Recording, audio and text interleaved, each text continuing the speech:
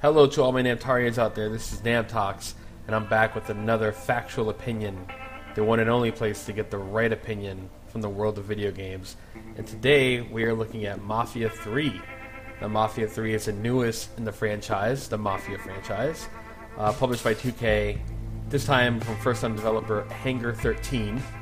And they changed it up this time. We go to New Bordeaux, set in 1968. They have a fictional New Orleans. So it's like New Orleans, but it's not. And you play as a new character, Lincoln Clay, who is very different. He's a mix.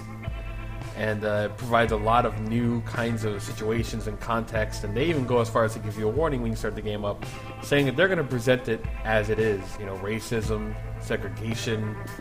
These are the kind of things you heard in that time period, and I applaud them for that. Because a lot of people these days are too afraid to do what they feel is right and present it a time period in an accurate fashion. Mafia 3 is an oddity because it has things that normally are very hard to pull off in terms of presentation, writing, characters, story. But then it has other things that people have gotten pretty good at over the past few years in terms of open world mission design, combat structure, game flow. Those things are actually where Mafia 3 suffers the most. It does not do the best job in terms of keeping you invested in the world outside of the storyline. It doesn't quite hit the highs of even the original Godfather. In Godfather 1 you had reasons to get rackets, reasons to get money. And they don't really provide reasons in this game. Like, you get more money, yes, but you don't really need the upgrades. It's much easier to walk into a place, blazing guns, destroy everything, and it's also more satisfying that way. In terms of the storyline, it's actually the game's strongest suit, which has kind of been the case for all the Mafia titles if you look back at them.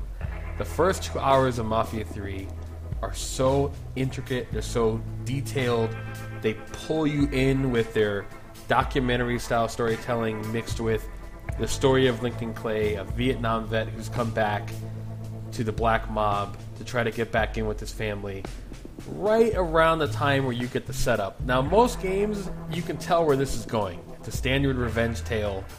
He wants to get back at them for what they did to his family.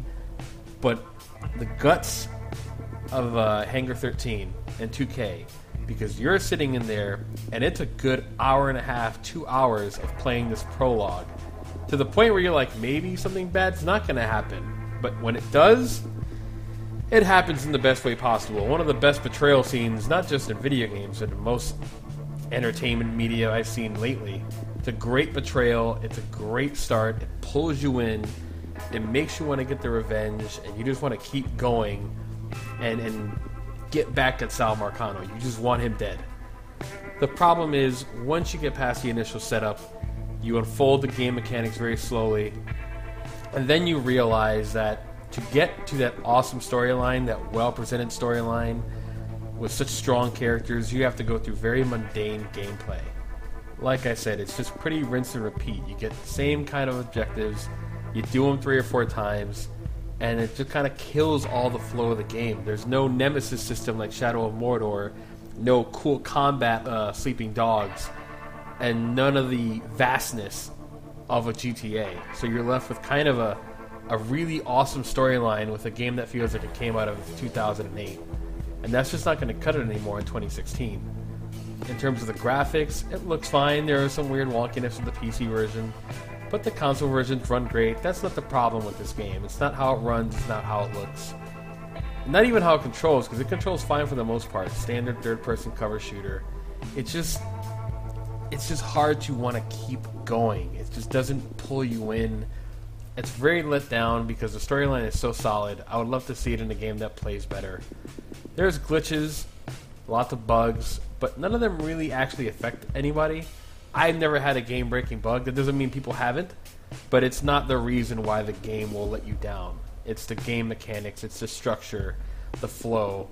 It just doesn't really keep up that first 2 hours of the momentum that awesome opening brings.